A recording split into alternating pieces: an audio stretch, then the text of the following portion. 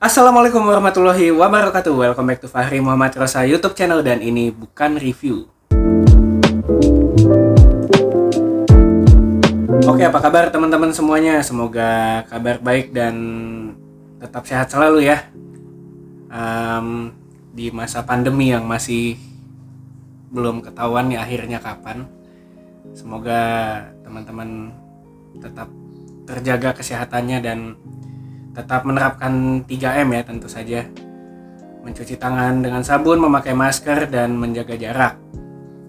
Dan buat kali ini gue mau bahas satu buah HP. Oh, salah. HP. Nah, ini dia HP. Tadi salah ambil. Ya, ini dia HP yang baru rilis di akhir Februari kemarin dan agak gaib ya. Dan sampai sekarang pun masih gaib stoknya. Ini adalah Redmi 9T.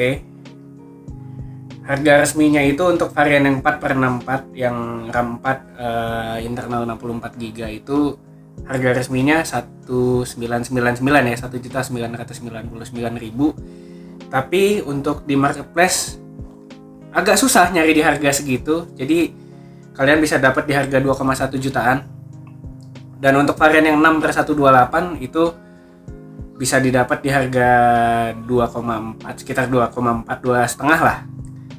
2450 gitu. Padahal harga resminya tuh di 2299 atau 2399 gitu, lupa.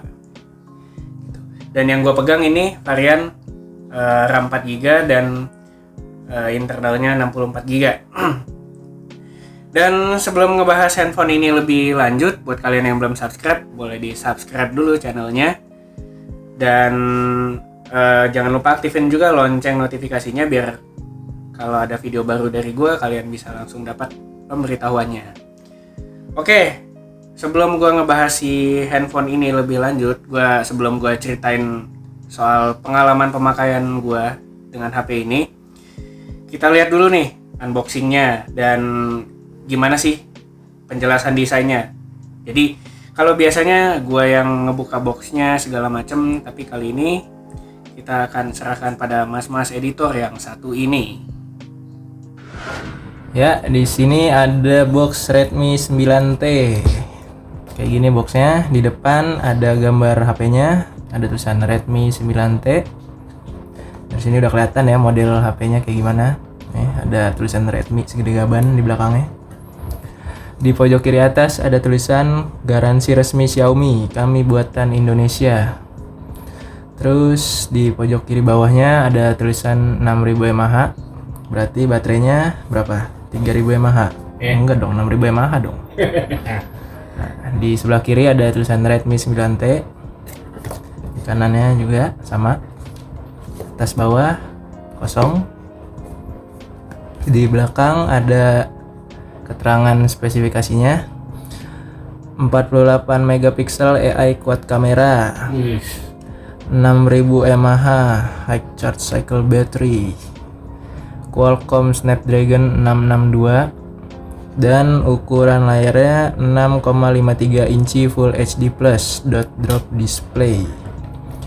Ini HP-nya yang di dalam ini warnanya Ocean Green, RAM 4GB dan internal 64GB ya. Nah, berarti yang gambar di depan ini bukan gambar HP yang di dalam.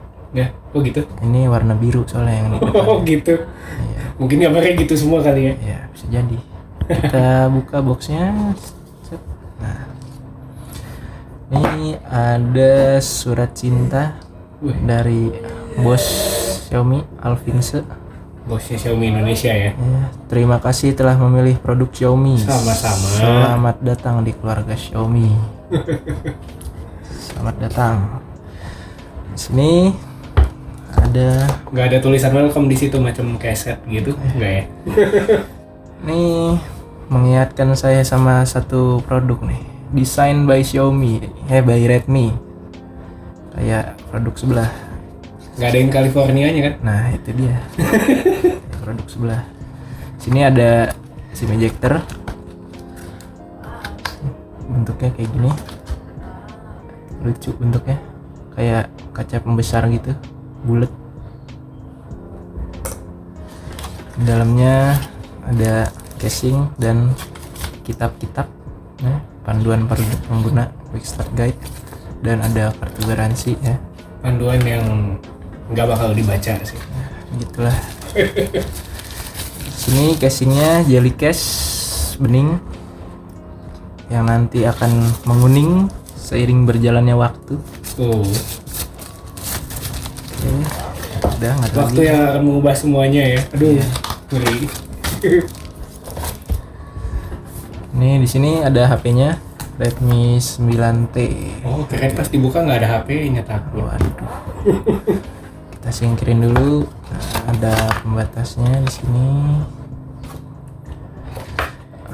Ada kabel casan Type C ya. Alhamdulillah. Type C. Type C. 2021 nggak Type C. Udah Kurang asik ya. buang aja.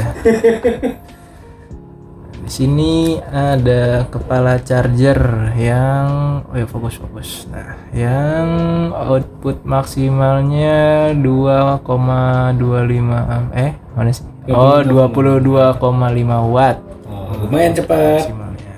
Iya. Berarti udah bisa Qualcomm Quick Charge 3.0. Apa berapa sekarang tuh? Ya, pokoknya ngecasnya cepet deh. Ya. Dan udah habis, nggak ada apa-apa lagi. Sekarang kita lihat HP-nya Redmi 9T. Ini dia, warnanya hijau, apa tadi namanya tuh? Ocean Green, hijau laut. Ocean Green, hijau Laut laut. biru perasaan. Nggak hijau. Nah, ini warnanya hijau Tosca gitu ya. Ada tulisan Redmi, gede banget. Kameranya 4. Macam mau pamer gitu ya. Tulisannya Redmi gede gitu. Iya. Mungkin yang nggak pede bakal dipakein casing. Kameranya 4, ada tulisan super quad kamera 48 megapiksel. Ya, modelnya mainstream lah ya. Nah, ada teksturnya gitu dia. Nih, kan. Casing belakangnya bertekstur ya. Iya. Tuh. Digosok-gosok ada suaranya dia. Gitu. Bagus juga sih, jadi nggak nempel sidik jari di sini, lebih keset gitu, nggak licin di tangan gitu. Kita lihat sisi persisinya sekarang. Di atas ada apa aja nih? Ada speaker, ada headphone jack, alhamdulillah. Ini ada apa nih namanya nih, yang infrared blaster ya. Nah. Yang keunggulannya HP Xiaomi ini. Buat isengin orang ganti-ganti TV gitu kan. Ya. Di sebelah kanannya ada tombol volume plus minus atas bawah. Nah, di sini juga ada tombol power yang sekaligus merangkap fingerprint. Jadi fingerprintnya di tombol power di samping gini. Di sebelah kiri ada SIM tray. Fokus. Nah, SIM tray. Coba kita lihat. SIM tray-nya isinya kayak gimana? Tadi mana tuh SIM ejector-nya? Mana dia? Coba kita buka. Tusuk. Nah, Aduh. enak ya. Gimana sih? Triple slot ya. Jadi bisa dual SIM sama satu micro SD tambahan. Oke, mantap, untuk slotnya nggak pelit ya. Iya, lega. Bisa tambahin micro SD. Mana nih tadi? Di bawah ada speaker lagi. Berarti dia stereo ya, atas bawah speakernya. Ada lubang casan Type C sama ada lubang mikrofon. Jadi begitu modelnya, bentuknya Redmi 9T. Sekarang buat bukan reviewnya, kita pindah ke mas-mas YouTuber yang satu ini. Yuk. Oke, balik lagi sama gue. Thank you Mas Editor, Mas Diki yang udah ngejelasin unboxing dan ngejelasin desain si Redmi Note kan jadinya Redmi 9T ini. Jadi kenapa gue bikin konsep kayak gini? Biasanya kan gue yang unboxing segala macam. Kenapa gue bikin konsep kayak gini? Jadi supaya biar kalian tuh bisa tahu dengan jelas gitu desainnya kayak gimana, unboxingnya segala macam. Secara visual lebih jelas, dan untuk teman-teman yang tunanetra juga bisa nangkep setidaknya desainnya itu, bisa kebayang warnanya segala macam, bentuknya gitu. Oke, lanjut ke bagian spesifikasinya. Yang tadi sebenarnya udah disebutin beberapa ya. Ini pakai Snapdragon 662 sebagai prosesornya. Ini prosesor yang cukup kencang di kelasnya dan cukup irit daya karena dia punya fabrikasi 11 nanometer. Ya, ini menarik banget. Terus dia punya layar 6,53 inch Full HD Plus. Ya, Full HD Plus untuk harga 2 jutaan itu sangat jarang ya, sangat jarang sekali ada layar Full HD Plus di harga 2 jutaan. Dan handphone ini yang gue pegang ini punya RAM 4GB dan memori internal 64GB. Dan memorinya ini dia udah UFS 2.1 ya, jadi udah kenceng baca dan tulisnya.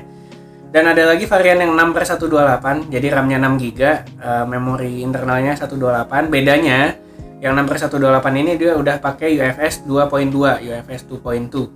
Jadi lebih kencang lagi. Jadi kalau kalian butuh storage yang lebih besar dan kemampuan baca tulis memori yang lebih kencang, ambil aja yang 6/128 gitu.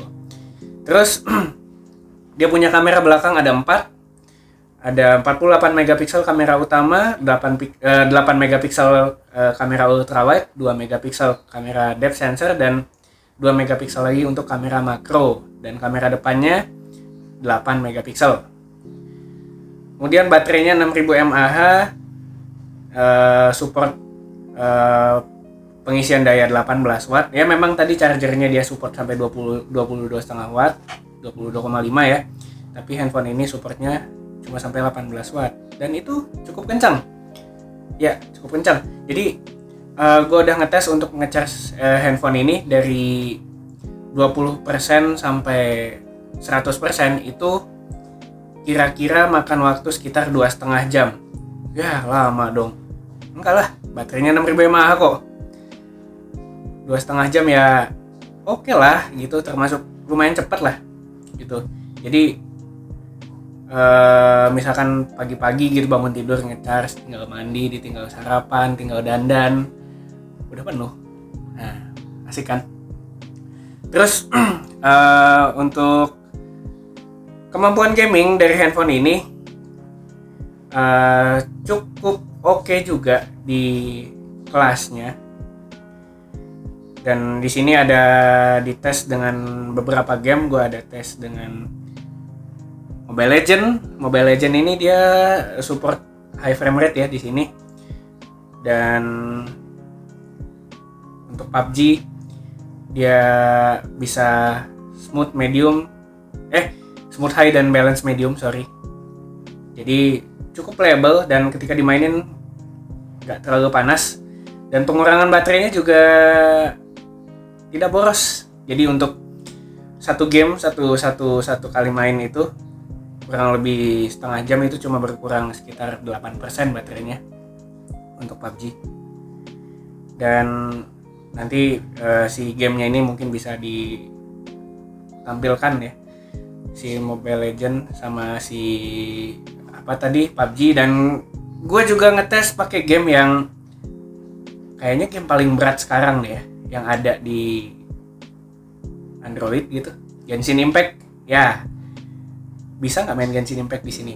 Bisa dengan grafik lowest bahkan grafik paling rendah. Dan masalahnya bisa dimainin tapi masih nge-lag, jadi jangan dipaksakan lah ya. Itu untuk gamingnya. Dan tadi sempat dibahas dia punya stereo speaker di sini. Dan untuk suara speakernya menurut gue menyenangkan sekali untuk harga 2 jutaan ini. Jadi stereo speakernya itu cukup seimbang untuk atas bawah. Jadi yang yang atasnya bukan cuma Twitter doang tapi ada bassnya, maksudnya jadi balance antara atas dan bawah gitu. Terus untuk untuk kemampuan kameranya juga cukup oke. Foto dan videonya bisa dilihat di layar ini. Nanti gue akan tampilin foto dan contoh foto dan video dari si Redmi 9T ini.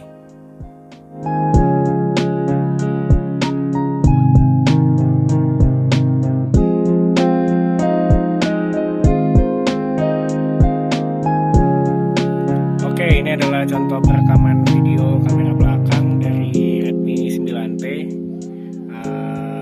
Kayak gini audionya kurang lebih. Terus untuk gambarnya ya kayak gitu, bisa dilihat stabil apa enggak, bagus apa enggak, bisa dinilai sendiri. Ya kurang lebih kayak gitu. Dan ini adalah contoh perekaman kamera depan dari Redmi 9T. Iya kayak gini. Kalau buat vlogging kira-kira akan kayak gini. Dan audionya juga bisa dinilai sendiri, kualitas gambarnya juga bisa dinilai sendiri. Kayak gitu deh kira-kira.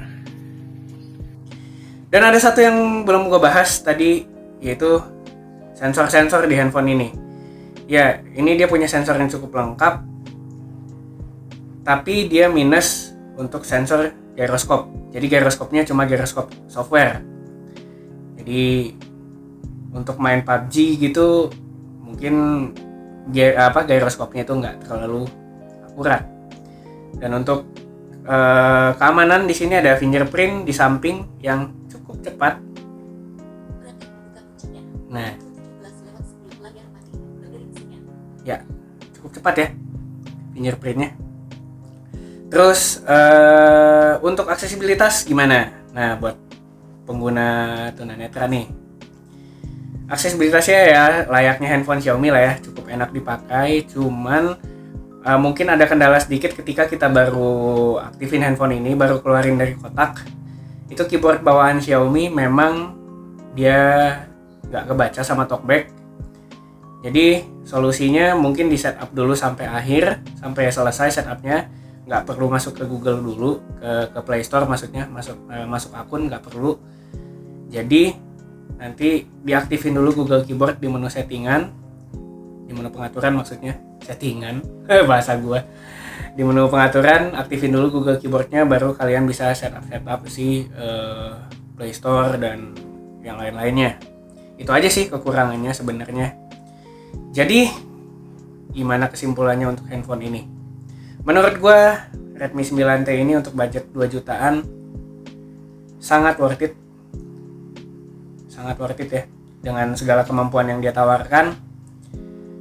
Dan harapan gue semoga HP ini nggak gaib lagi, dan semoga bisa dijual di harga SRP-nya ya. Jadi ya buat para tengkulak udahlah. Ayolah, jangan gitulah ya. Terus mungkin ada yang nanya, gimana yang buat yang udah beli Poco M3? Kan tuh sama tuh sama Redmi 9T, cuma beda kamera doang. Perlu nyesel nggak sih? Kalau menurut gue sih enggak ya. Jadi kalau kalian yang udah beli Poco M3, udah terlanjur beli ini Poco M3, ya udah gitu, nikmatin aja. Toh cuma beda di kamera ultrawide-nya doang yang nggak ada, dan itu nggak terlalu ngaruh lah. Sisanya sama aja, Poco M3 sama Redmi 9T ini, cuma beda di kamera belakang doang. Udah gitu doang sih. Ya udah, mungkin segitu aja cerita gua untuk si Redmi 9T ini. Ya ingat, ini bukan review, jadi kalau emang ada yang nggak gua sampaikan berarti gua nggak sempet nyobain atau nggak sempet ngerasain. Nah, dan buat teman-teman yang pakai Redmi 9T juga mungkin bisa sharing-sharing di kolom komentar gimana pengalaman pemakaiannya. Dan ya udah segitu aja video kali ini. Like kalau kalian suka video ini, dislike aja kalau nggak suka, dan share video ini ke teman-teman kalian kalau merasa video ini bermanfaat. Dan sampai jumpa di video-video berikutnya. Yuk.